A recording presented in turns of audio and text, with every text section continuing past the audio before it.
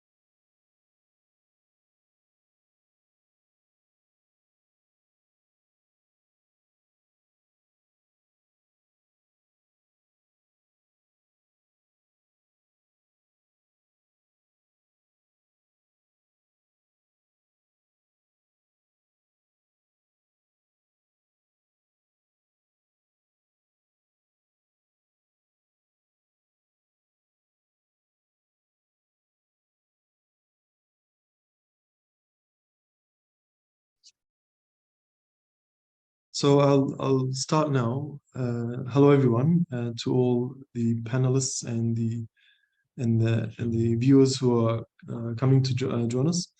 My name is Dr. Amr Ali. I'm the co-president of the Arab-German Young Academy of Sciences and Humanities here in Berlin. I'm based in Berlin, but these days I'm in Casablanca. And so the topic of Everyday Orientalism, the series panel that we bring, is brought to you by the Department of Historical and Cultural Studies at the University of Toronto.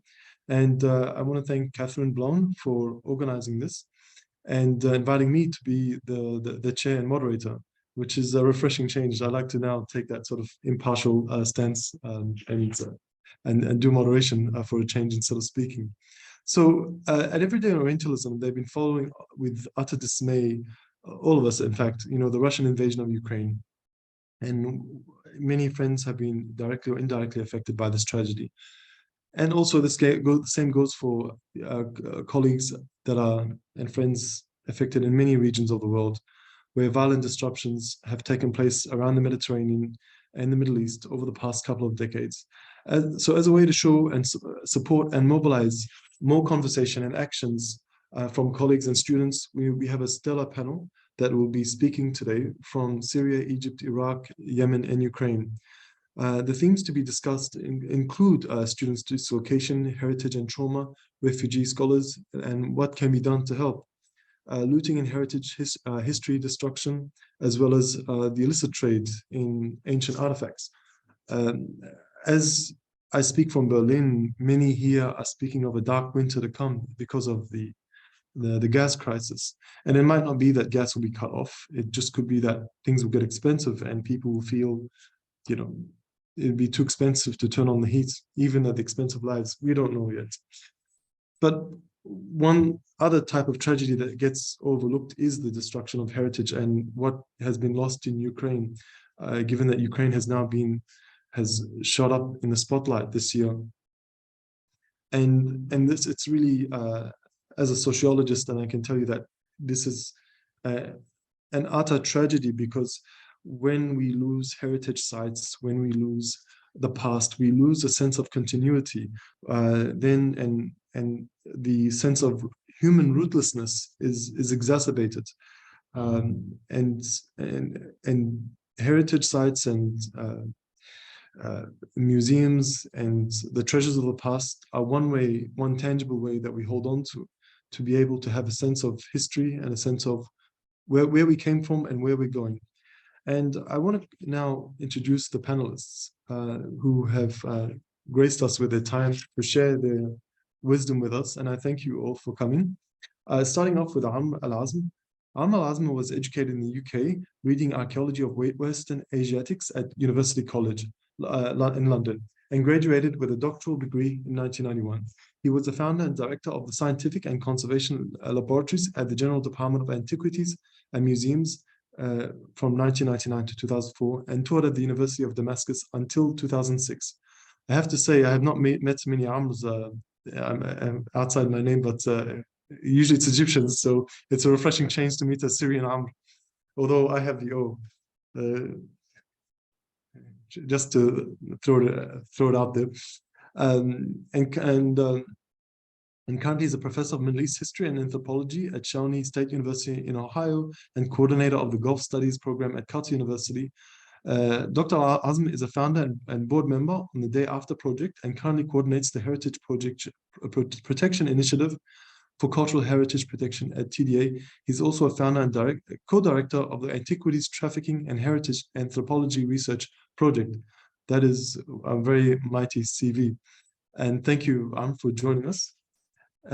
With us, we have Julia Msiva. She's a research fellow and PhD candidate at the Max Planck Institute in Comparative Public Law and International Law in Heidelberg, Germany. Hello from the north. And Julia holds an LMM degree in International Human Rights Law from University of Notre Dame Law School, an MA in Human Rights and Democratization from the Global Campus of Human Rights Regional Program in the Caucasus, and an LLB from the American University of Central Asia. Following that, we have Monica Hanna. Monica, who we've spoken before, but we've never actually met, surprisingly, is an international figure in the world of archaeology. She did her undergraduate degree in Egyptology and archaeological chemistry at the American University in Cairo.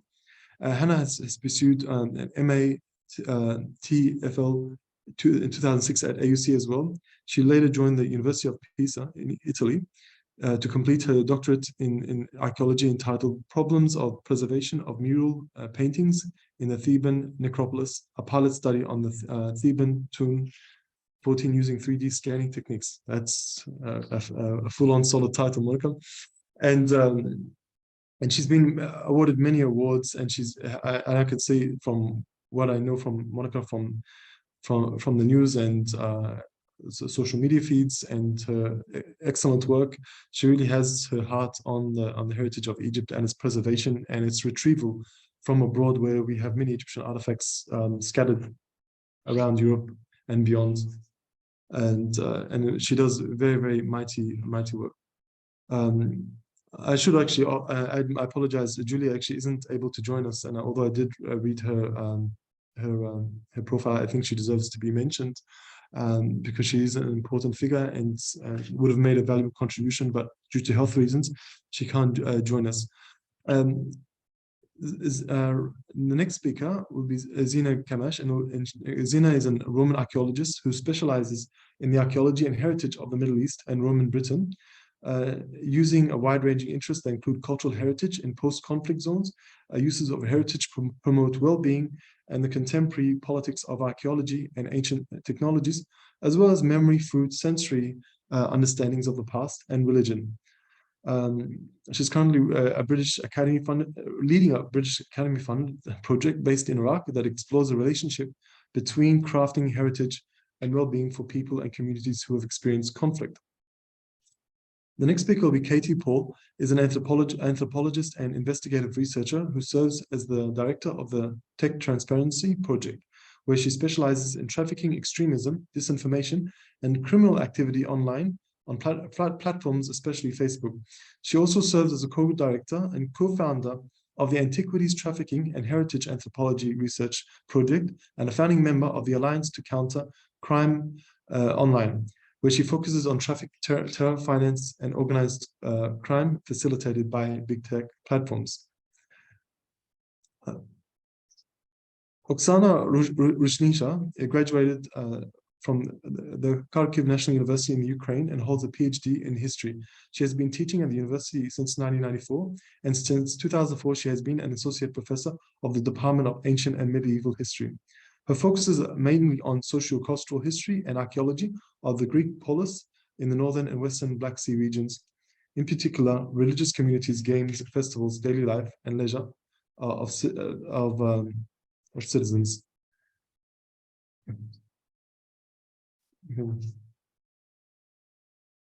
During her work at the university, she's also taken on and taught a number of sorry, should I say, taught a number of university courses such as ancient culture, introduction to ancient Greek, history of the culture of ancient cities in the North Black Sea, and history of early Christianity and Gnostic trends. It's actually a very, very solid CV, and I have to say, with all due respect, I really hope, Oksana, that the situation improves in Ukraine and that we only see better days ahead. I will now pass the floor to the speakers, and I want to liberate the audience from my voice. And if you can kindly take over, passing it from one Amr to another Amr.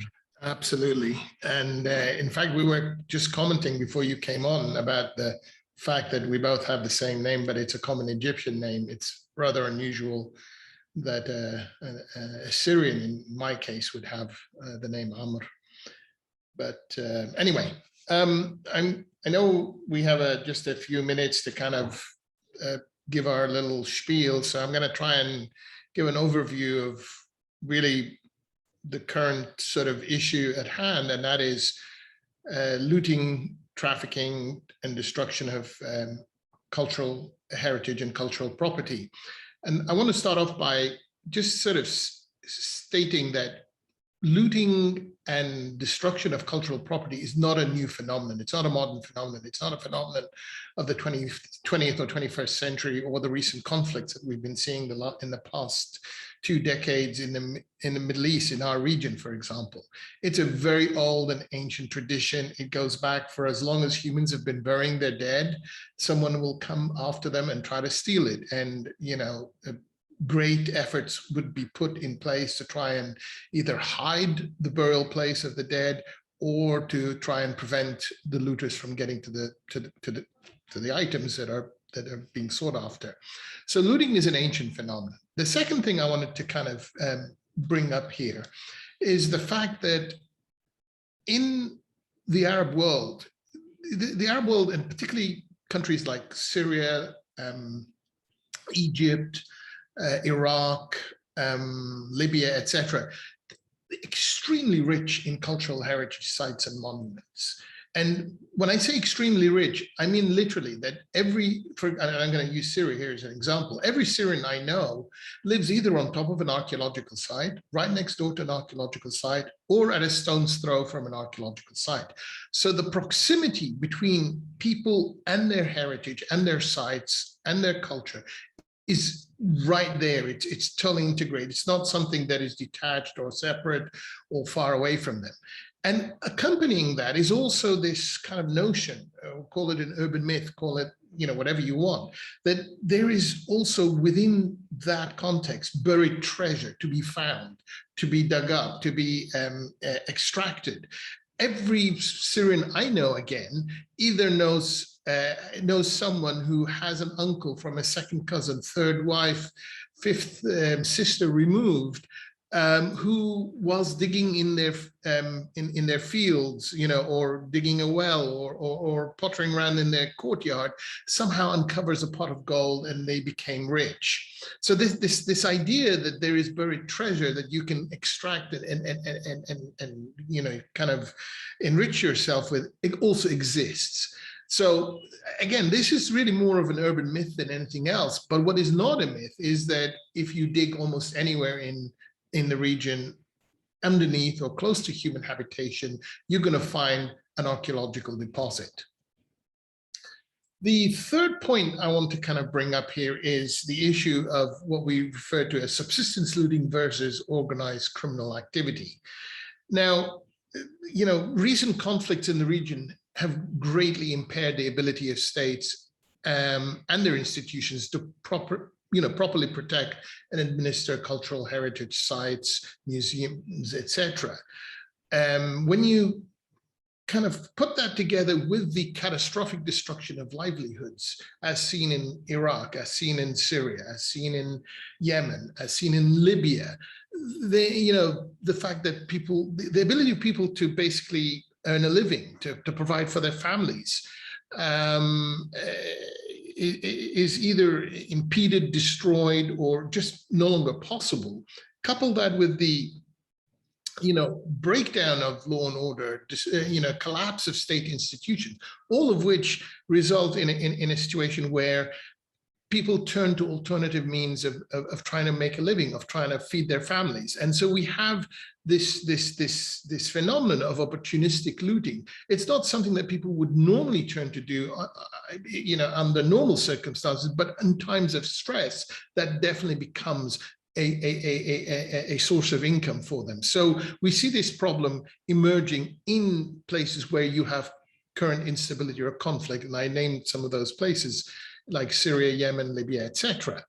And this happens alongside also the organized criminal mafia, long-standing smuggling networks, etc., where this goes hand in hand with the existing activity of looting. The fourth point I want to make, and that comes to the issue of damage itself. Traditionally, when we think of conflict zones, and whether it's Syria again, or Libya or Iraq, we think of damage because that's the damage we most get exposed to. That's the damage that we often see in the news. It's damage caused by the conflict itself, caused by bombardment.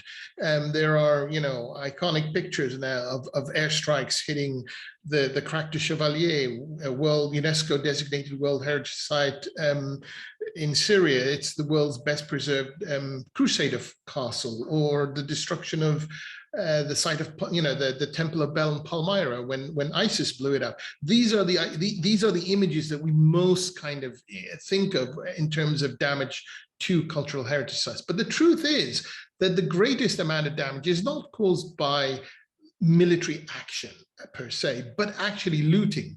And if you look at the scale of damage that has happened to archaeological sites and monuments in Syria, it is by far caused by looting rather than by actual military interaction. The final point I want to make here, so that I don't sort of go on too long, is the point that, remember, it's important for us to, when we talk about these issues, that this is the issue of looting and sale of looted items and trafficking is very much an issue of, look at it like a bridge, where you have one end of the bridge, you have a supply end, and the other end, you have a demand end. And basically, goods move across this bridge from the supply end to the demand end, and the supply is driven by the demand. However, until 2012, 2011, 2012, and before, there had always been a bottleneck, a very important bottleneck of how do the goods that are, let's say someone is digging in their yard or is a professional looter, and they find something and they extract it from the ground. How do they inform the demand end that they found this item that the person on the demand end wants? That creates a bottleneck, because there is only a limited number of ways in which this communication could happen, usually through intermediaries, usually through smugglers. What changed this, the big game changer in all of this, was social media. The explosion of use of social media, the ability of people to put now whatever they found on social media and expose it to the world, is the huge game changer that uncorks this bottleneck and creates a flood, allows for a flood of material to come out. I know Katie's going to go into much greater detail on this. And I think with that, I'm going to stop, because I don't want to go on too long, and I know we have a lot to cover. So I'll start with that. I'll just leave this out there, and then let everybody else go on, and then I can come back and chip in with other stuff as we go along. Thank you, Amr. Much appreciated. And it's really food for thought when we take into consideration that people in Syria live on heritage sites or stones thrown away. And it makes us actually rethink about all the cities of the region that have these archaeological treasures, but unfortunately face the crimes that they face at the same time. So Katie, the floor is yours now.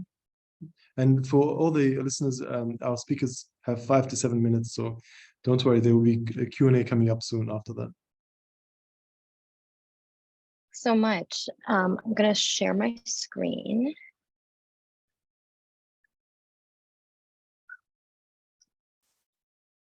Okay.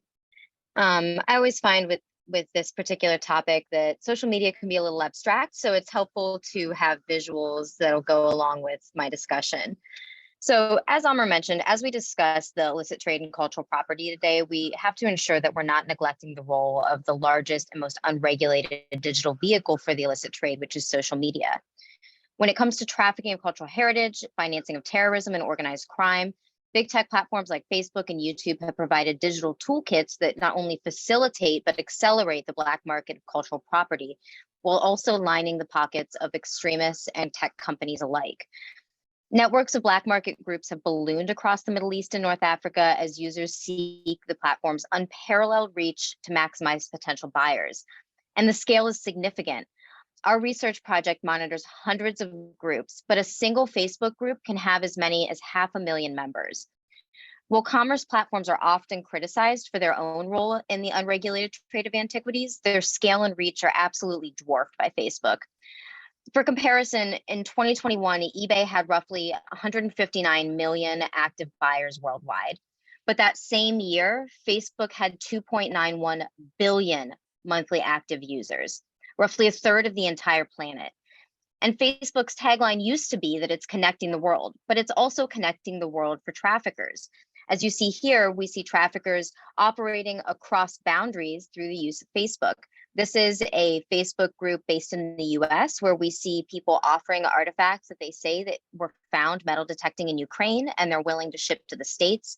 Similarly, this is a US based Facebook group where someone from Yemen just a couple months ago was posting fragments of reliefs for sale. And of course, we have seen Egyptian material, which is extremely popular on the market, and we continue to see it going back to Egypt from the United States. This is a New York antiquities dealer who openly discussed buying these items in a Facebook group for Egyptian antiquities. And technology companies have largely allowed traffickers and extremists to utilize these tools on their platforms with impunity. The reach provided by the platforms has added a totally new dimension to transnational crime, and it enables illicit actors to more effectively traffic artifacts and finance their activities. This is really important because in addition to helping facilitate these crimes, tech is also serving as an digital repository of war crimes evidence, particularly in conflict zones. And we've seen this issue come up more frequently as Ukraine continues to face conflict where evidence of those war crimes is pasted online. A Thar project has observed this kind of activity online in Syria, where we've recorded trafficking of artifacts that are easy to transport and launder, like coins by ISIS affiliates. But Facebook also helps finance terror groups by allowing them to traffic directly and providing a platform for their middlemen to reach a larger audience that's ultimately benefiting the terror groups. This is an example where we used ground truthing in addition to our research to identify an affiliate of HTS who was serving as a middleman trafficker for the region out of Idlib. This is another example where we see a user affiliated with Hamas who in December 2021 was offering a mosaic still in situ in Gaza. And in other regions like Central Asia, we've recorded supporters of extremist groups here, the Pakistani Taliban, operating as middlemen, this one seeking to purchase a Gandharan artifact. It's an example of how terror groups can utilize the platforms to operate at multiple levels of the trade. In countries like Libya and Yemen, as Amr mentioned, militants have expressly stated their affiliations on their Facebook profile while openly trafficking on the platform.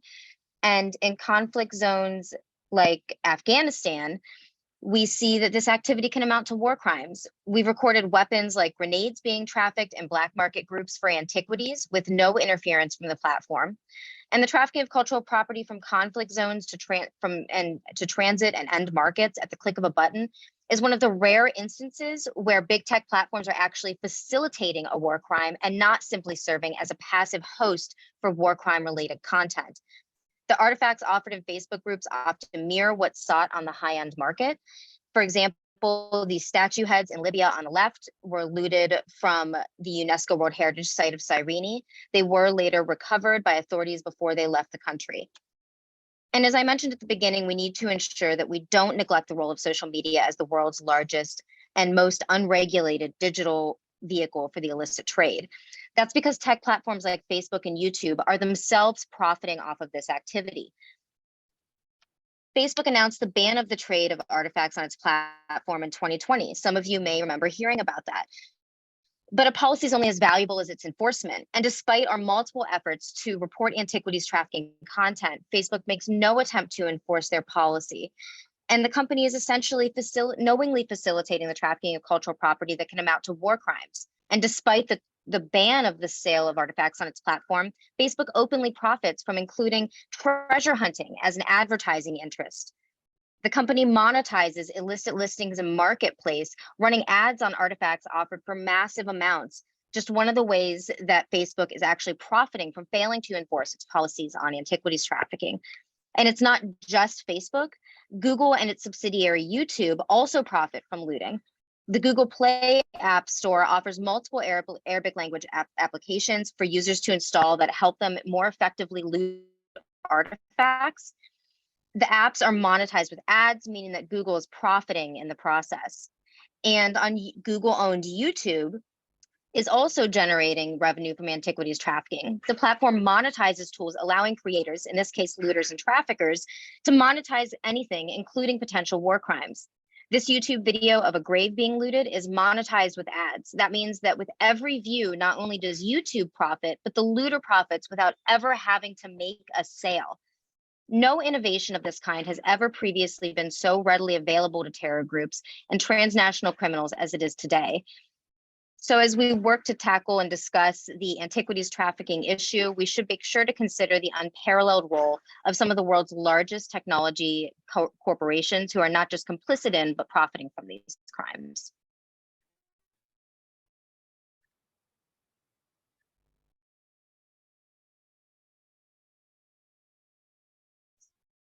Thank you very much. That's I have to say it's a fascinating, if not spine-chilling, presentation of matters that I think many who are outside the field probably had no clue about. So thank you, Katie, for that. Next speaker is Oksana. At first, I want to tell you, thank you very much for the invitation in this really great events. I think we have to talk about the war to stop it. And I want to add some things in the representation of me. At first, I want to tell you that I've been working and teaching at Kharkiv National University in Ukraine since 1994. It's 28 years. And in one day, my life changed and I needed to leave Kharkiv. It was maybe the most terrible and most difficult for me, and its decision is very hard for me, really. And I want to tell you that until 2014, I was a member of the Russian Association of Classical Studies in Institute of World History of the Russian Academy. And my monograph wrote in Russian. That's why I think the current war, it's really human catastrophe, not only for Ukrainian. It's catastrophe for Russian and Ukrainian people who worked before this war together. And I think that it's human catastrophe for young people, because many young students left Ukraine. Many scientists left Ukraine, and now many territories around Kharkiv, for example, in the south of Ukraine are mined. And as I know, the territory of ancient city, for example, Olbia were bombarded, Berezan were bombarded, and many monuments were destroyed. It's really catastrophe. And I want to tell you some words, if it's possible, about the Kharkiv. Kharkiv, it's recently home to 1.5 million people. Has experienced on the harsh attack during the war among the Ukrainian cities. About a third of the cities, my city, was destroyed. And the central Svobody Square, one of the largest in Europe, where the Kharkiv University is located, resemble footage from the Second World War after the rocket attack. The central building of the university lost about 70% of its windows. And the School of Economics of our university was particularly destroyed. The School of Physics and Technology was badly damaged. The library, our library, which houses rare manuscripts, was also damaged. And in our library were really many very important ancient Greek texts. For example, Aratu Phenomena, Cleomedo Pericles Theorias, Nicomacho Hirasenu, and many others. Fortunately, the employees of libraries and, of course, the employees of the university archaeological museums are trying to evacuate it and preserve for posterity artifacts, manuscripts, artifacts, for example, from ancient Olbia, from Tower Chersonesos, from the archaeological museum. And there are the 40th results of the work of classical archaeologists in our museums, and it's terrible situation. And I want to tell you, of course, that many museums in Kharkiv and around the Kharkiv was destroyed. For example, was destroyed a museum of the famous Ukrainian and Russian philosopher and humanists, Grigory Skovoroda. And but it's very interesting for me that the current war in Ukraine is accompanied by unpredictable and sometimes paradoxical events. For example, soldiers of Odessa Territorial Defense Brigade discovered ancient amphora while digging trenches in the south of Ukraine. The amphoras were transferred to the Odessa Archaeological Museum. It was ancient Greek amphoras. Despite the wartime difficulties, Ukrainian is trying to preserve the historical heritage of the ancient northern Black Sea region. And at the end, maybe I want to tell you that ancient history, rich in complex twists and turns, teach us to understand the true face of events. It proves that it's possible to resist an external threat by maintaining the unity and cultural tradition of the ethnic group. And I want to tell you that my favorite writer, Antoine de Saint-Exupéry, once said that war is not an adventure. War is, I'm sorry, war is a disease. War equalizes everyone in the probability of death. But what are all our children dying of? This war is merciless to knowledge.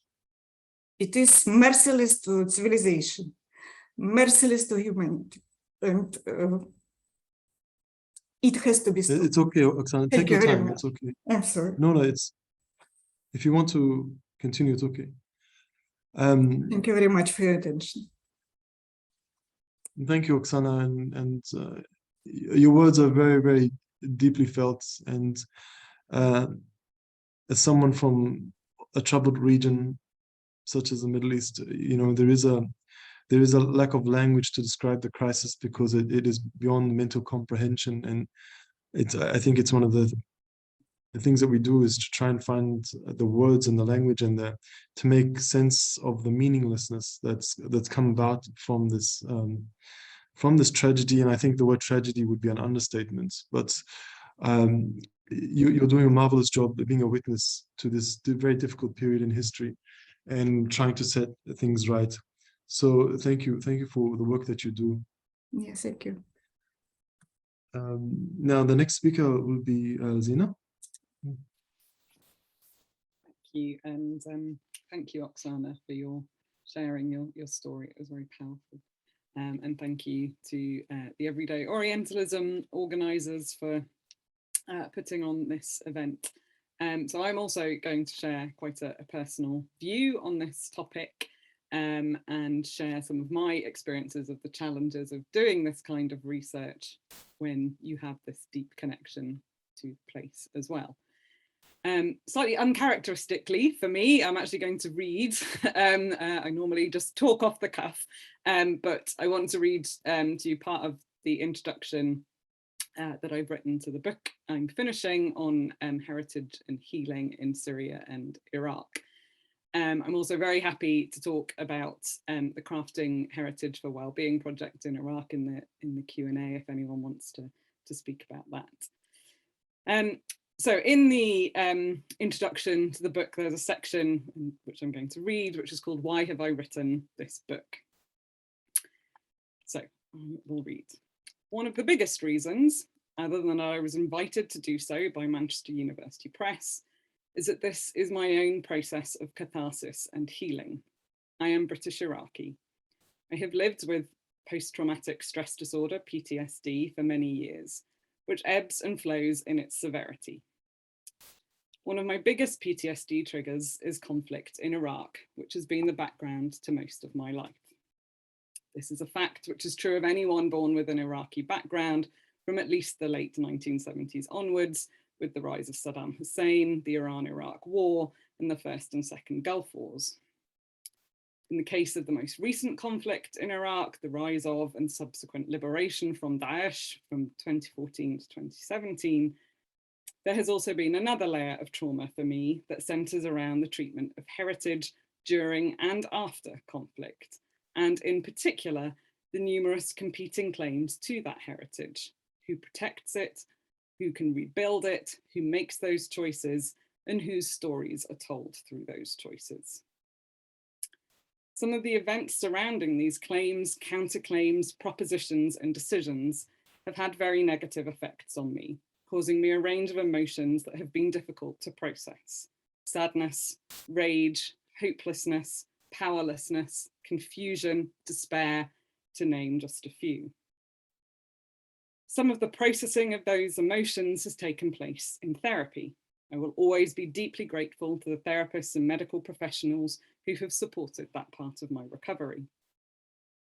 Other parts of that recovery have taken place and are taking place in the pages of this book, in the numerous notebooks that went into it, and the talks I have given on the subject, including to you today. As a consequence, this has not been an easy book to write and has, to some extent, happened in fits and starts, with one large break in 2020 when I had a severe PTSD relapse and needed to take time away from the world for nearly a year. In the way of minds, though, thinking was still taking place, including me realizing that this book was not only about healing in a more general sense, but also about my own personal healing. And here I need to thank Sharon Drain Lowe in particular for helping me to reach that realization during our therapy sessions. So why else am I writing this book? When I was initially approached by Meredith Carroll from Manchester University Press, in testament to how long it has taken me, I now have a new editor at Manchester University Press, I knew almost instantly that it was my duty to write this book. This felt like a heavy burden to bear, but it was one that I felt compelled to shoulder. There are very few archaeologists with my personal background. Indeed, I know of no other British Iraqi archaeologists. If anybody is one or knows of one, please do introduce me. I would love some friends. And therefore, very few other people, who bring my rather unique perspective.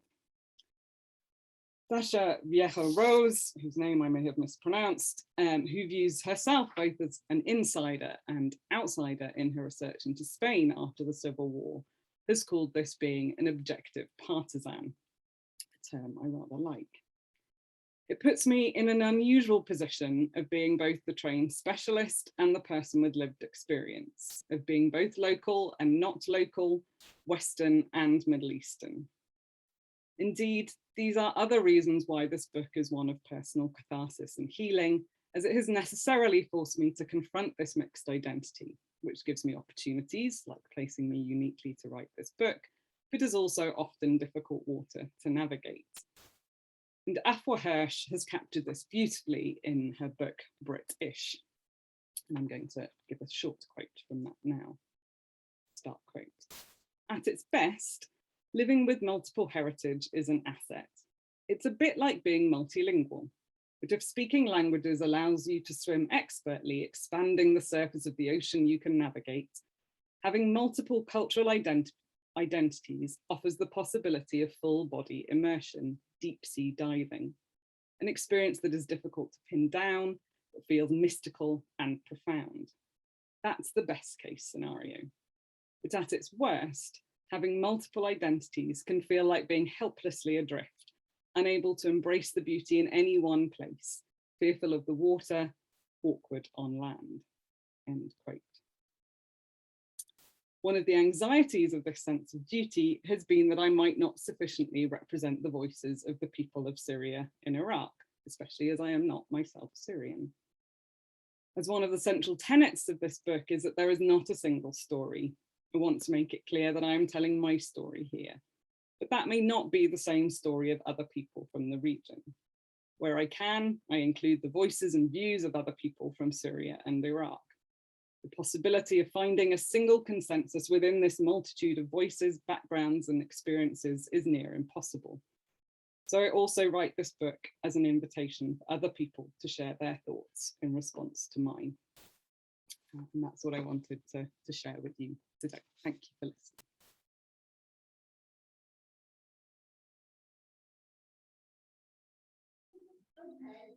Thank you, Zina.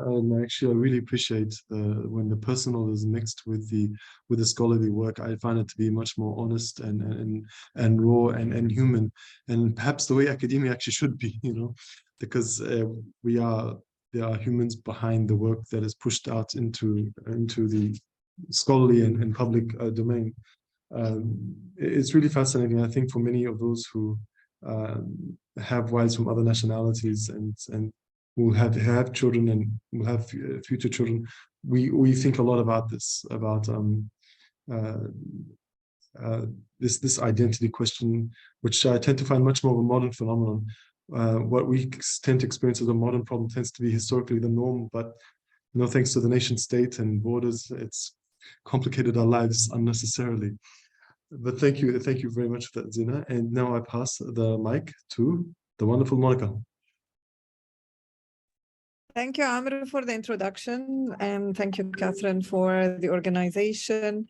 I would like to discuss also an idea that I've seen through my work on looting post-2011 in Egypt and through collaborating with other colleagues in the region, that I think a lot of the acts of cultural violence are related also to historic moments. I've been reading with my students the Agreement of Westphalia, which that ended the European wars, and they agreed that no religious or cultural objects should be taken as spoils of war and should not be targeted. So already since the 17th century, there has been such cultural violence, and I don't think that it has received enough scholarship. And in a way, it's also related to Western museums, because most of the objects that are today in Western museums were filled because of such cultural violence. I understand that we speak about 200 years or more of such collections, but I think the reason today Katie is finding objects that are being sold on Facebook is because of this power and cultural power attributed to these objects. So if we look at the British Museum, the Louvre, the Noise Museum, the Turin Museum, the Metropolitan, they're even still actively buying looted objects. You've seen the objects that were taken from the Met last week. And also the previous director of the Louvre was involved in looting. So I think that the problem of looting and of cultural plunder that we're seeing today, this cultural violence is relating to giving power and prestige to these objects. And the market that Katie is working on will continue to thrive as long as these objects taken even 200 years ago as acts of cultural plunder are not dealt with. And this comes at the heart. People still loot today because there is a market, and there is a market because there are buyers, and there are buyers because these objects, such as the Parthenon marbles, the Rosetta Stone, other objects are kept as a symbol of war victories. And I think that this narrative needs to change in museums and in cultural institutions. People need to look at these museums as the cave of Ali Baba, not as these prestigious places. And I think changing the narrative about museums and the violence that it holds, the hidden violence that they conceal, will help us a lot in our fight today in fighting looting and plunder. And with continuously hushing down this as the source countries are not ready for this, the source countries, maybe, I hate also the word the source countries, but that we're not ready for this. And I think does not find a solution. I mean, if you read the accounts of what the Nazis did to the art and museums in the Second World War, it's not very different from what's happening today in Ukraine. So I think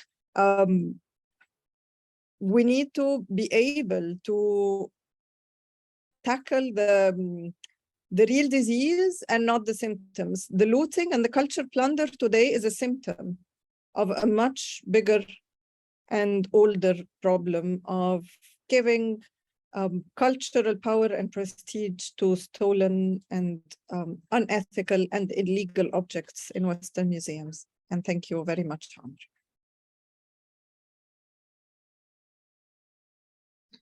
Thank you, Monica, for spotlighting the crisis of our times. And we would have a lot of questions about this. And yes, the source countries, I almost forgot about that, but that's the term is used, and it does annoy me as well. But now to our next speaker, Tatiana. Yes, thank you. And let me add to the very important questions raised, very important issues touched, to say, because actually we need to at least to inform about these problems, which are really connected from country to country. And thank you for this opportunity for me to speak about Ukraine. A month ago, there was a general conference of the International Council of the Museums, where the red list of heritage on the territory of Ukraine was discussed. Since the Russian occupation started, the movable heritage is in risk, the ecological sites are at risk, and the people are at risk, of course.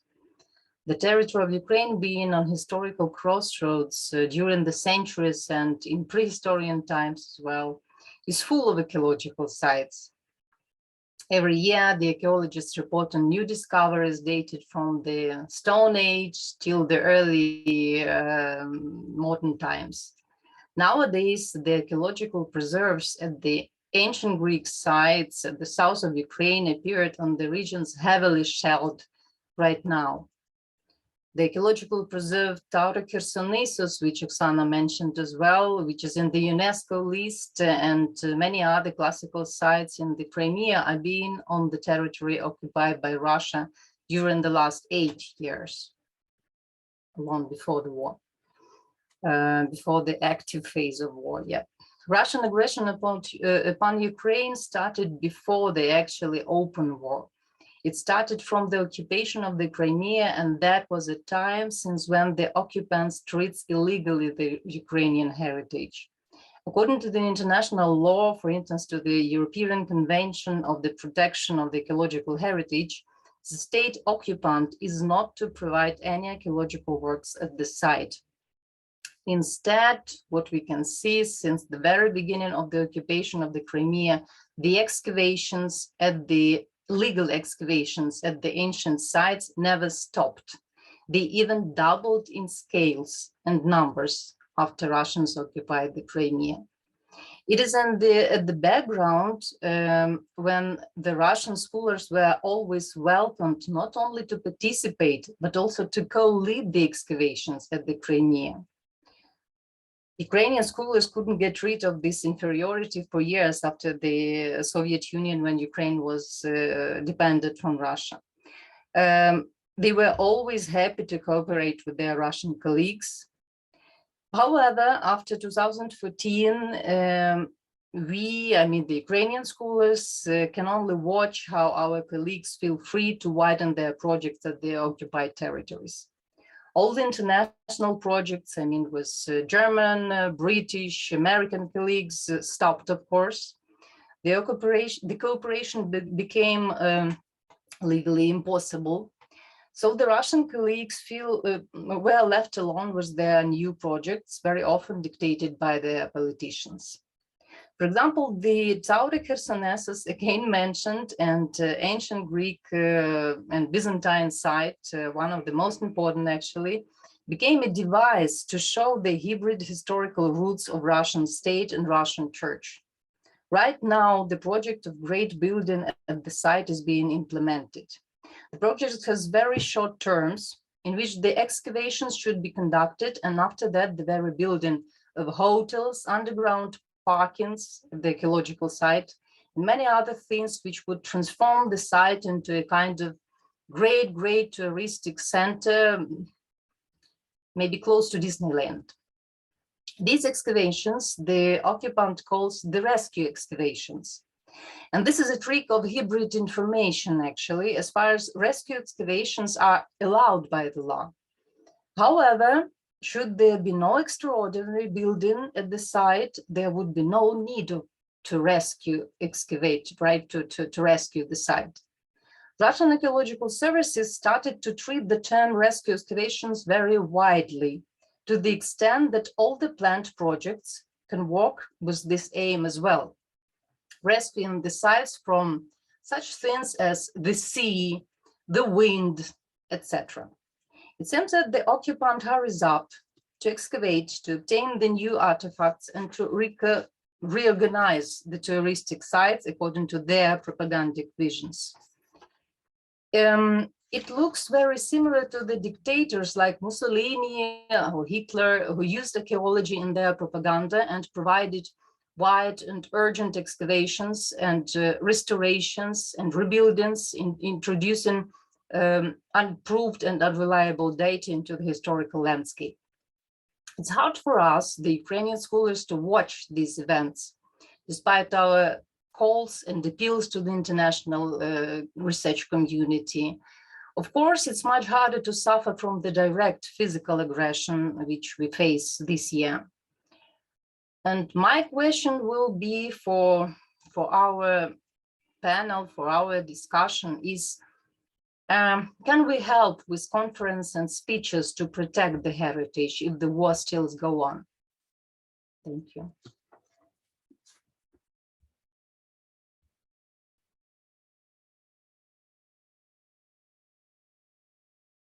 So if it would be possible for us to answer these questions, I would be very happy.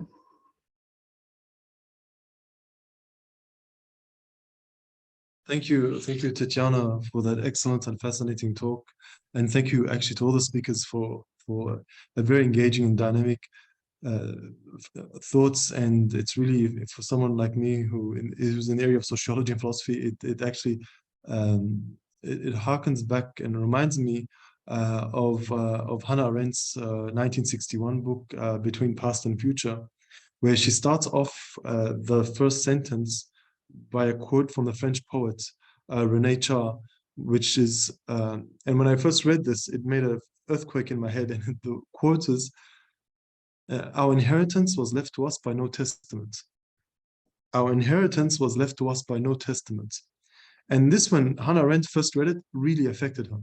And when I read it too, if you read it, and it's an aphorism that's so small, so short, but so compelling and so powerful. And René Char, the French poet, writes in 1944. And what he means by that is that when Germany invaded France in 1940, many of the intellectuals were not really people who've held guns in their life. They didn't know anything about war. And all of a sudden they were thrown into the resistance. And they had legitimate questions. How did the great Republic of France just collapse like that? What led up to this? How do you just collapse? How does the whole country just collapse overnight? And this really shocked them. And so, like, it shocked many. But the idea is that our inheritance was left to us by no testament. There wasn't anything tangible that they could understand of what cause and effect happened for this scenario to take place. And I find this matter with the idea of looting and the disappearance of heritage. There is a similar matter of our inheritance was left to us by no testament, that if we live in a world of discontinuities, then we are unable to make sense of how we got to this point. And it's really an important and vital task to always rescue that heritage, and not just rescue it, but to make the public aware of what it is and how it affects you in a day-to-day scenario. That, you know, people are part of greater narratives. They're not just, you know, meaningless beings walking about. They have a history behind them and a future in front of them. And heritage plays the fundamental role to that.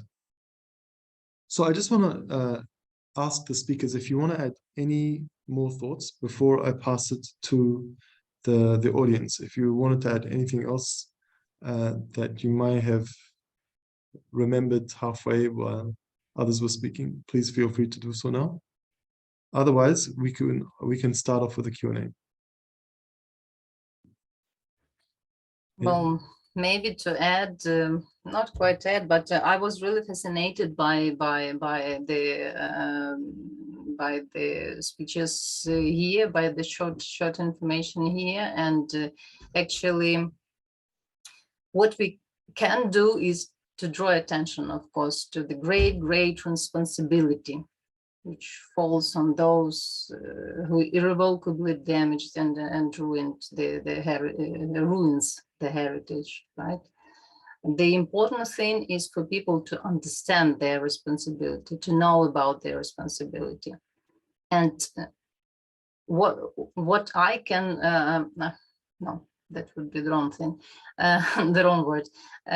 What we can think of is how to inform, how to widely inform, and how to inform on not only in our countries, but in many countries which causes the damage of heritage, of course, damage of people as well. Okay. Thank you for Tatiana. Yes, I also believe that, yes, that the idea of heritage is a civic responsibility, and it needs to be ingrained that it's part of the infrastructure of life that needs to be preserved. If the others speakers do not have any further questions or any further comments to add, I will start off with the questions, and I will begin with a question from Gary. Okay, so Katie, this question's for you. So he says, Katie, you are doing a tremendous job in documenting technology's role. Using museums as an example, they have acquired many looted objects. Instead of being criminally prosecuted, they have infrequently been sued, as the Met has been by Turkey, Greece, and Italy. Recently, the Manhattan's DA office has been bringing forfeiture actions, but not criminal cases. I think the evidence you have collected may be used by prosecutors to bring similar actions against the owners of these looted objects shown by tech companies and subsequently purchased. I do not think tech firms are exempt from being persecuted as conspirators or as accessories before or after the fact. But a criminal prosecution will be hard to do. Has your group spoken to prosecutors to seek their advice on what facts you would need to prove the tech companies involved in these crimes? If not, your evidence might not be very helpful in subsequent forfeiture actions. Do you have an email that I can discuss with you further? Thank you. Hi, Gary. Yeah, thanks for your question. I know you've brought this up on a couple different panels. We, both through my work for Athar and through my work for Tech Transparency Project, I've spoken to a number of prosecutors. I've spoken to attorneys general. When it comes to criminal cases for antiquities trafficking, independent of the technology issue, the threshold for a criminal case is much higher than a civil case, which is why you don't see criminal cases with a lot of these billionaires who are making purchases or with the museum, because the way the objects are laundered, at some point you have to prove somebody was knowingly purchasing that. In the end, it's difficult, if not impossible, to prove that somebody knew the object was looted and that you can prove that in writing or something when they purchase it. Separate from that, when it comes to tech companies, for those of you who aren't aware, the reason that so many of these crimes, this is just one, there's a lot of really terrible things that are facilitated by tech companies. The reason that those are not able to be prosecuted is because of a US law passed in 1996 called Communications Decency Act, Section 230. I know this is a lot of archaeologists, and this is going to be a crash course in some tech policy, but it's important context as these tech companies become part of our daily lives. And for those of us that have worked in conflict zones and see terrorism and terror propaganda, understanding why that's available. Basically, in 1996, Facebook didn't exist, none of these social platforms existed.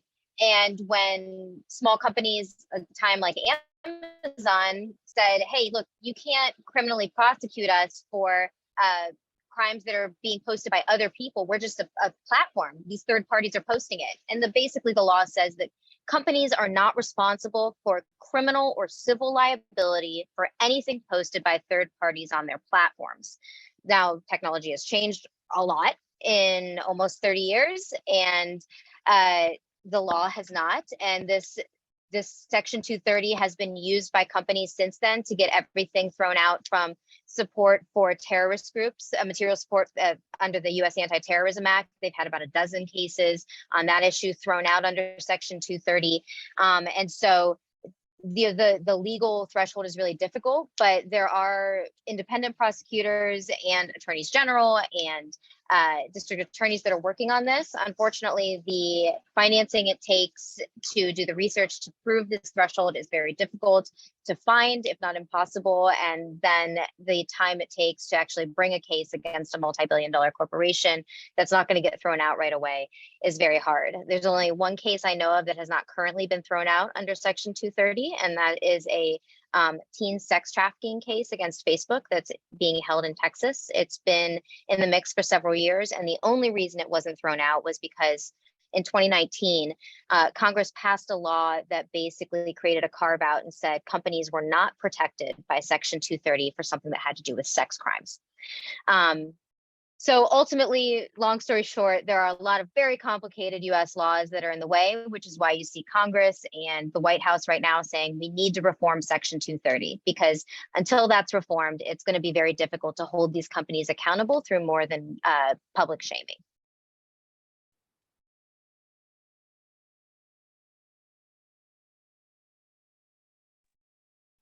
Thank you, Katie, for that. And the next question comes from Anam. Is there a correlation between cultural, but this is actually addressed broadly to any of the speakers. Is there a correlation between cultural violence of this nature and structural violence and or direct violence? In your opinion, informed opinion, I presume, as this is the topic of my dissertation. He also adds, can I use looting data to operationalize cultural violence? I feel like this one's. Oh, can I say I was something? gonna say, yeah, this one's for sure. Amr, for sure. Right. So, I mean,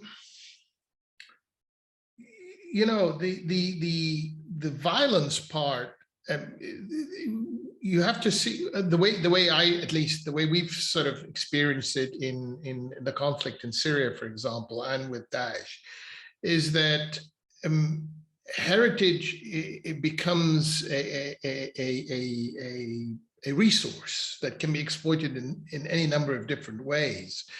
And the violence is an instrument that is then applied to different mediums. So it can be applied against humans, it can be applied against you know, buildings, it can be applied against cultural heritage with specific purposes. In the case of, for example, of ISIS, it's a means for ISIS to demonstrate their, and other groups, not just ISIS, but other groups, including Taliban and so forth.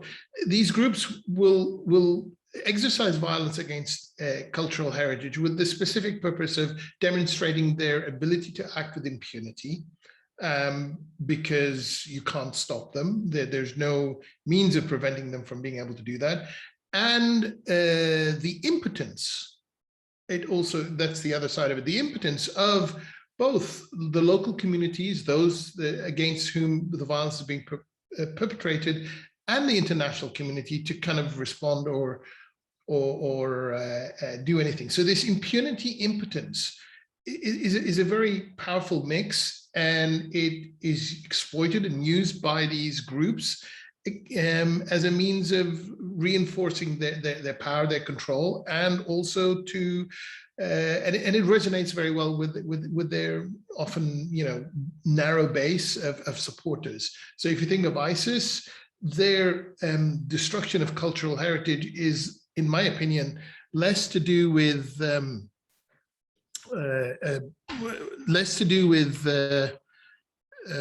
what do you call it? Sorry, I just need to. There we are. Just need to plug my laptop. Is less to do with iconoclasm or ideology, and more to do with either looting for profit or destruction as a means of enforcing and projecting their ability to act with impunity. So that's how I see this whole issue of violence. It's something that is exercised usually in a manner to kind of either send a message or as a means to an end, rather than just randomly so. One other point I just very quickly want to point out is that we see that often culture is dealt with in two different, or addressed in two different ways. It's local, often it's local communities that are going to either be proactive in protecting their cultural heritage or active in destroying it. And we've seen examples of both in Syria, even within the same community, where you have you know, a town or a city or a region, and as the conflict spreads, the local population will either seek to protect their local heritage, they'll seek to protect their museums. We've seen that in say, for example, Ma'arat Nu'man, where there was an active decision, conscious decision by the locals to protect their local museum and protect their local sites. And at the same time, just down the road in Apamea, you have the local community literally mercilessly looting that site.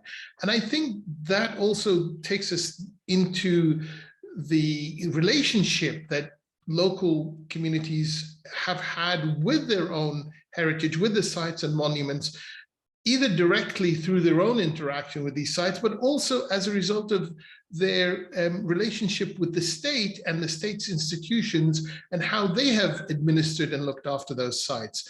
So often when violence is committed against you know, cultural property by local communities, it can be merely a response to an ongoing, let's say, damaged relationship over many decades and years between this local population and the state and its institutions, and the fact that they have been denied any access to it, or they've been denied the ability to have any connection with it. And in Syria, again, I give you this example, I'm sure we've seen the same in Iraq and in Libya and elsewhere. So, you know, any site, any monument is automatically assumed to be part of the state, and the state is represented by the Assad regime. So you are denied an ability to have a personal connection with the place, because the only connection you're allowed to have is through the state and its institutions, as represented in this case by the regime and the head of that state. So these create very critical dynamics that over time, you know, we need to examine and understand in order to understand why this violence occurred and why people commit this destruction or choose to protect, for that matter.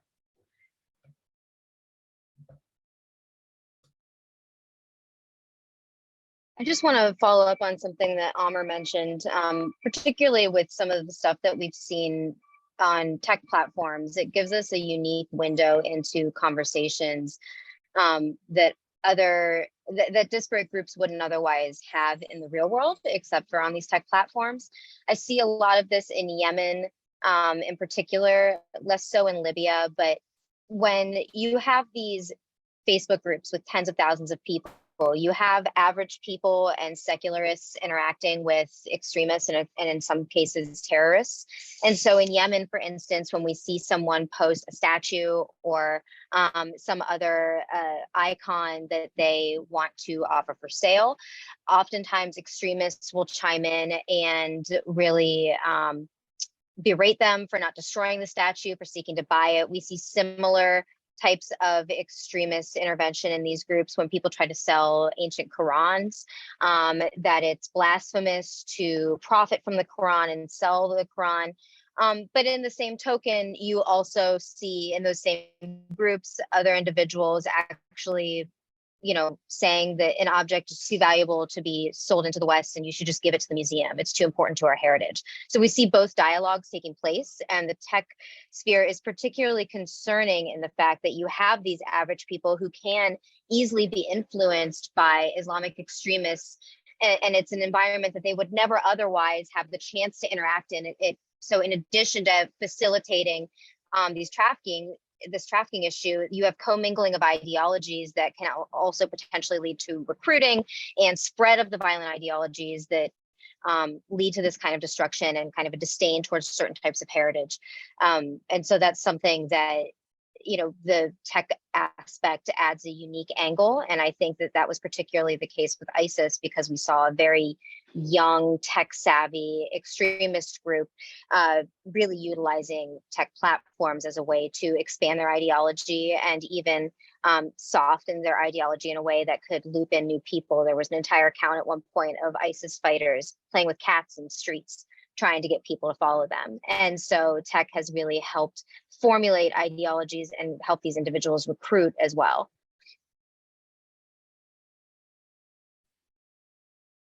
I can also come Thank in you. there. I think if we're talking about structural violence, we also need to consider the histories of where that structural violence has come from, and it relates to what Monica was talking about. You know, a lot of these patterns have been set from at least the 19th century onwards, with patterns of colonial violence and forms of appropriation. So someone in the chat, I can't remember who now, said, are you referring to Palmyra? So if you take Tadmor Palmyra as an example, you know, the appropriation of that archaeological site and the divorcing of the archaeological site from the local inhabitants, moving them out into a custom-made settlement at the edges of the archaeological site in the late 1920s, early 1930s.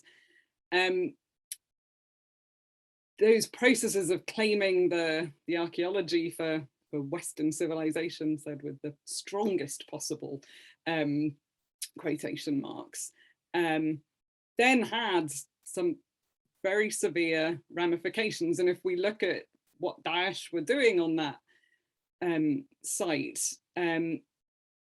destroying slightly random monuments was not part of what they were initially doing. If you compare what they deliberately destroyed in Mosul in Iraq to what they went on to do in Tadmor Palmyra, they're quite different actions. And you can kind of track a change in what they decide to do in response to how the Western media respond. And of course, as Katie was saying, that very insidious use of social media as well, that then everybody started sharing those images, and that just made their propaganda machine skyrocket. And then you see it kind of repeating and repeating, because then the Russian military come in, and in the first liberation of the city, do their ridiculous orchestral performance in the theatre, and then that becomes somewhere that Daesh again perpetrate violence. So these things keep on repeating and repeating, and we need to find ways, hopefully, that we can kind of stop those cycles. But that's Zena, an extremely difficult challenge. That was a really great point about the resharing of the propaganda online. This is an issue that Amr and I have touched on a bit, but when it comes to ISIS and their destruction of archaeological sites, obviously we're aware that they looted those sites for what they could carry first. But when you think about the group's reach in terms of their destruction, media outlets, particularly in the West, are not going to show propaganda videos of beheadings. They're not going to show propaganda videos of violence against civilians, but they will share the propaganda videos of destruction of heritage because they don't see the human element in them. But ultimately, they're providing millions of free dollars in marketing and recruiting for these extremist groups when they do. And the same goes for, journalists and researchers who continually reshare those examples, out of shock. It's still giving free promotion and marketing to these groups. And that's one of the kind of evil genius aspects of what they came up with in terms of turning what Al-Qaeda did with, or what the Taliban did with the video of the Bamiyan Buddha destruction once. ISIS turned it into an industry and basically got lots of free marketing that way. And we see other groups try to copy them. And so it's a good cautionary tale about ensuring people don't share those images out of shock, because it is providing a free marketing opportunity. Okay, we have other questions lined up, so we have to get these questions out there. But before I do, I'm going to abuse my position and ask a question. I often hear moderators do that, say, I'm going to abuse my position. So here I am, I'm going to abuse my position. And I'll target it towards Monica. So Monica, it's actually two questions, okay? Is there a space do you see in Egypt where people can take pride in their ancient heritage without having to fall into the hyper-nationalist camp? Because often I find the discourse in Egypt is heavily dominated by hyper-nationalism / we built the pyramids, kind of crowd, which is a very big crowd. And so it's difficult to find nuances in that.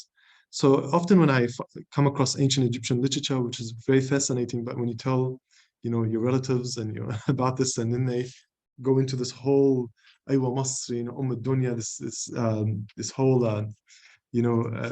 not just relatives, but just the general consensus tends to take a very, very over-energized view that doesn't allow room for nuances. That's one question. The other, and I've heard this said before in Egypt about retrieving the Egyptian treasures from Europe, for example, where that's if there's a situation where in a museum where the chin of Tutankhamun is broken in a museum, which is the testament that things are not being looked after in a museum, and they're much safer in Italy and in Germany. So why, they would say, why would we need to have this brought back when it's better preserved there?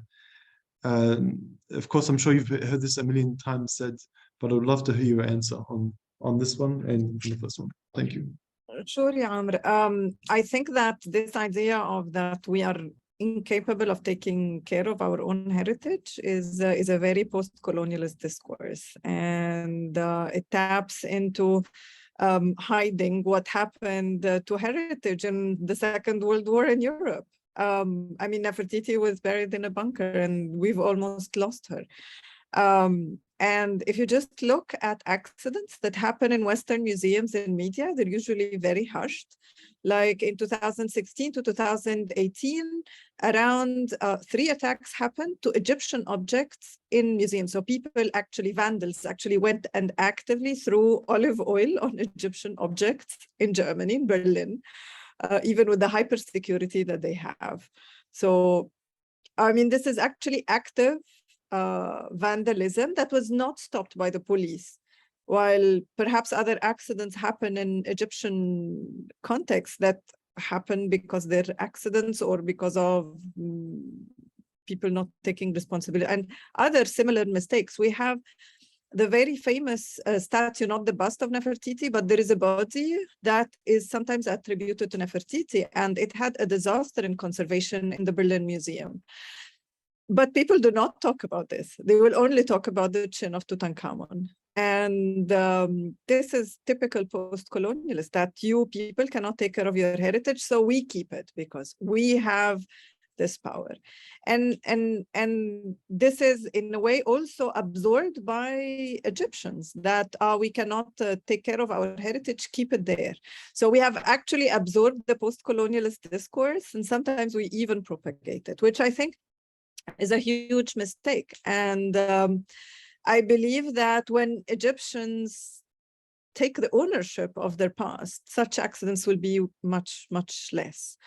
And this, I think, answers to your second question of hyper-nationalism. This hyper-nationalism, I don't see it actually a large crowd. I strongly disagree. It's a much smaller crowd. And I think such hyper-nationalism happens because people do not have access to the knowledge about their past. Their past is being written by a foreign entity through foreign academics. I mean, if you go to buy a book about ancient Egypt in any bookstore, you will not find any books properly written in Arabic. So this hyper-nationalism comes as a result that people really do not know their past. So when you do not know something, you're unconfident about it. So you tend to take that fake, extreme, superficial relation with it. While if people had strong channels that are intellectual, that are cognitive, so people can, and that are effective as well with their past, as well as economic, people would interact with the heritage different, and the discourse of we are the children of the pharaohs would not be there.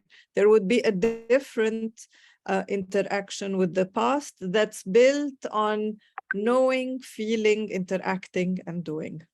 Thank you, Amr. I hope that answers your question. It's excellent. Thank you. No, it's a very, very solid response, and I thank you, Monica, for that. You're welcome. I'm now going to pass it to the next question from Catherine. 1 second. Oh, but before, I think that sorry. wanted to say something.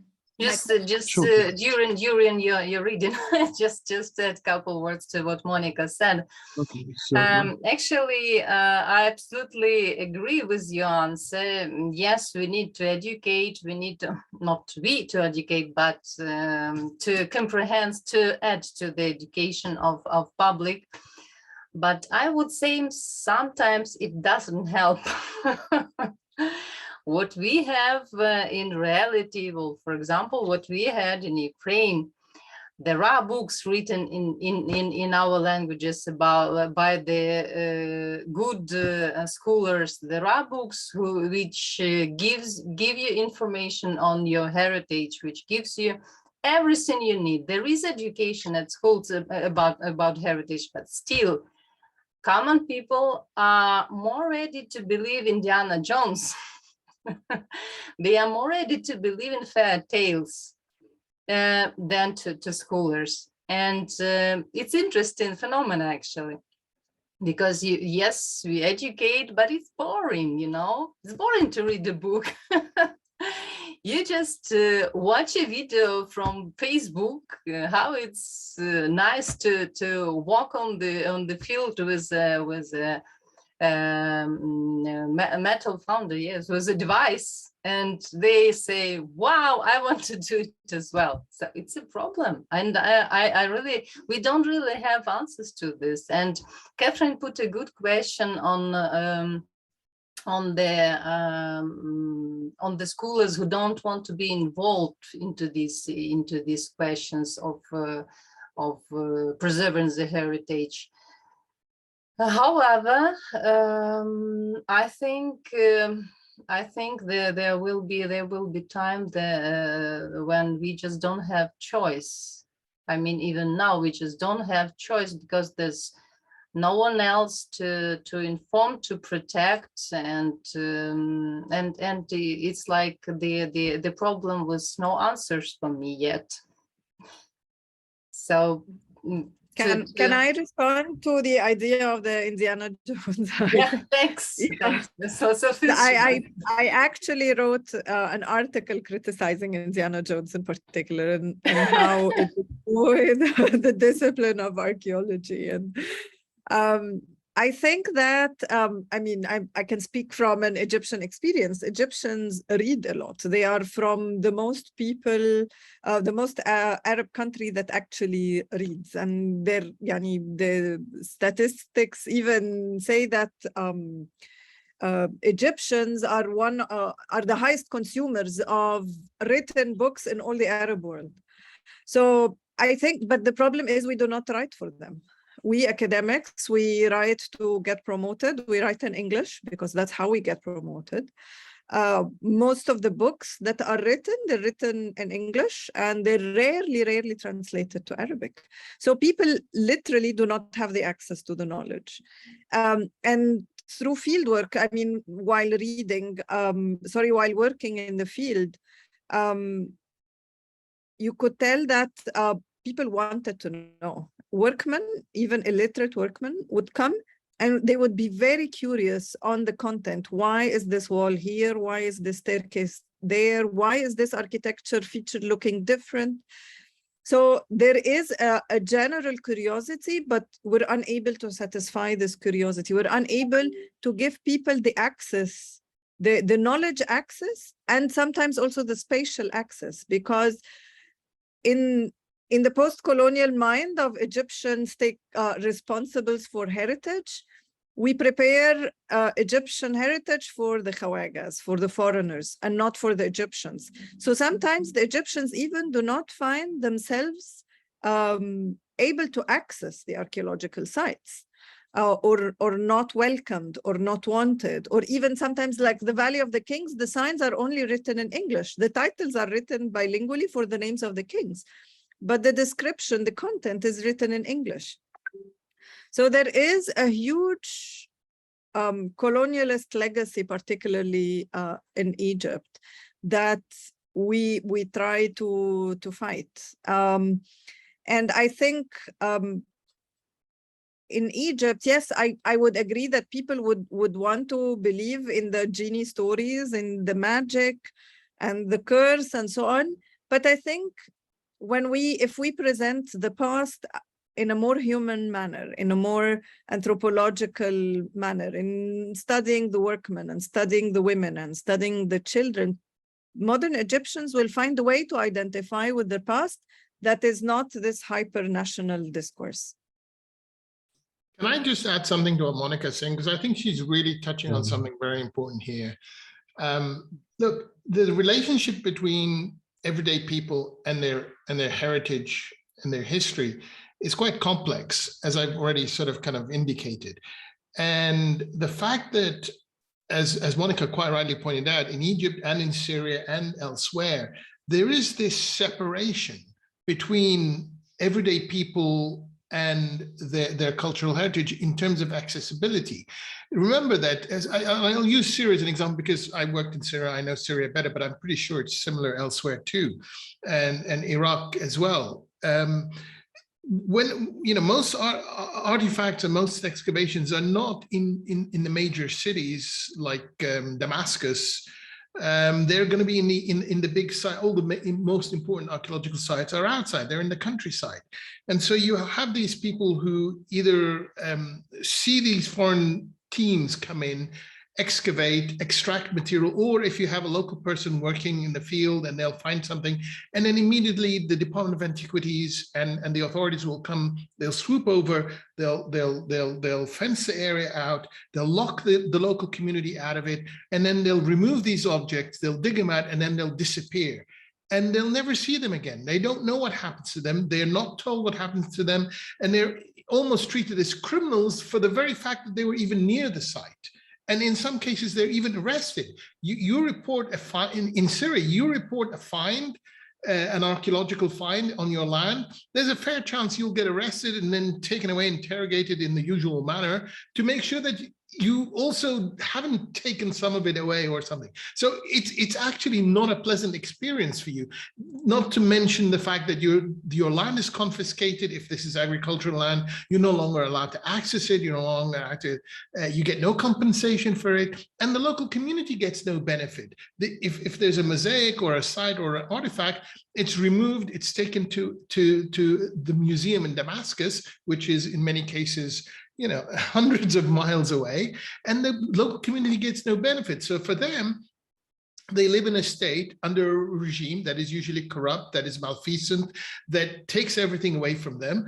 And this is just another source of wealth and richness that's coming out of their own land, their own property, their own private space in many cases, and then it goes away to someone else and they have no connection. So there's no incentive for them to connect to it. It doesn't matter how much we teach them about their history at school and how many books we write for them. If they don't feel that, if there isn't that kind of organic connection as well with their goods and with their artifacts, it's just going to constantly keep breaking down. And I think that's why I thank you, Monica, for bringing that up, because you hit it right on there. And this is exactly what we talk about. I call it killing the goose that lays the golden egg. Every time you take something out and you don't leave it for, Well, anyway, I think, also it has to do with democratizing the past. Absolutely, totally. No, absolutely. I mean, repurposing sites, repurposing museums, making local stakeholders part of the process, and for us, the experiences in the war in Syria was a real kind of way to kind of see this. That's why in some cases, some communities were, and as in the case of Ma'arat Nu'man, they took that conscious decision, they wanted to protect it. And then you see just down the road or in another area, a completely different sort of perspective and approach. And we've done quite a bit of research on that sort of stuff there, just to understand those core aspects of why and how these events happen. And until we really address these core issues, we're just going to get a repetition of the same problem over and over and over and over again. Thank you, everyone. I was actually going to write it was Gernish's question, but now he's just written in the chat. He doesn't need the answer because it's already been answered. And now, Zina, would you like to throw in something? And we have to wrap up soon, everyone, so we have to make it very, very, very tight in our responses. So I was just going to contribute that and also answer Girish's question by so doing, which was just to say what we're trying to do in Iraq with the Crafting Heritage for Wellbeing project is that through those workshops, what we're hoping to do is provide ways, small, gentle ways, not the big splash it all over the media ways of pointless reconstructed arches, of people to take ownership and artistic expression and work through their emotions related to their heritage. And for people who've been heavily disenfranchised from that heritage, not just through recent conflicts, but in, you know, for decades, if not longer, these are ways that people can reconnect and have time and space to think about these issues and how they feel about them. In the pilot workshops that we ran in the UK, that was one theme that was spoken about quite a lot by participants, was that they hadn't had time to process what had been happening and how they felt about it. And those ways of participating in heritage and taking ownership and creating their own heritage were really quite powerful.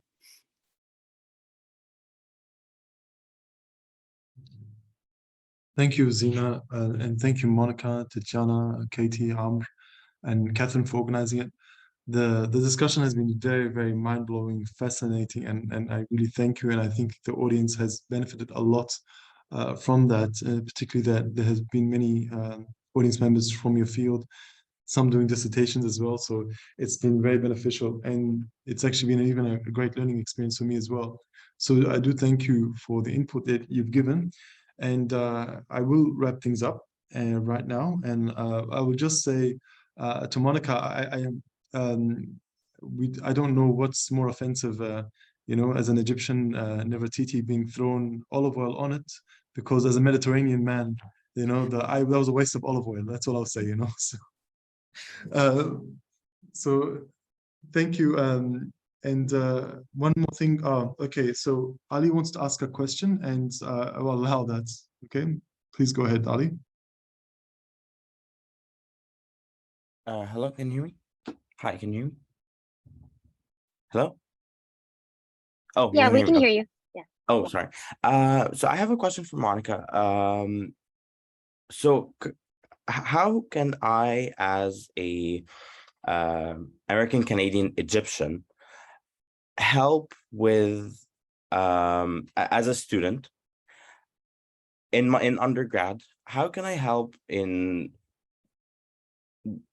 like raising awareness or working on not bringing back the artifacts, but like helping talking about these things? Because I was just I was doing a study abroad program in England, and I went to the British Museum, and to put it lightly, I heard a lot of stupid comments from different people about Egyptian artifacts, and it was just devastating, because I am Egyptian, and the things I heard were, I heard things being said like, oh, they used to put treasures in them and mummies, and they would cover them in the sarcophagus. I'm like, that's not it.